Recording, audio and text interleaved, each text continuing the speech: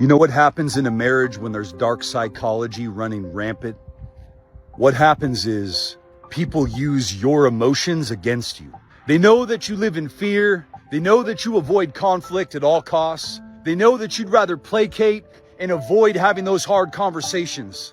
But see, right now, conflict is a liability inside your life.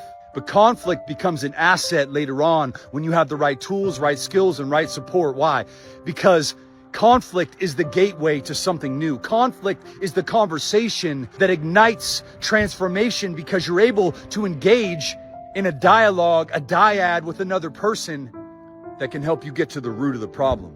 When you have dark psychology going on in your life, when somebody's using dark psychology on you, whether it's guilt tripping, fear mongering, coercion, blame shifting, gaslighting, projection, whatever it is, all of this is designed to do one thing. It's designed to help them avoid how they feel about themselves, to avoid the vulnerability within because they're completely intolerant of shame and guilt, and they're completely intolerant of their own fallibility, their own weaknesses, their own shortcomings, where they fall short inside their life. They're intolerant of looking at that. Why? Because they don't want to look at it themselves.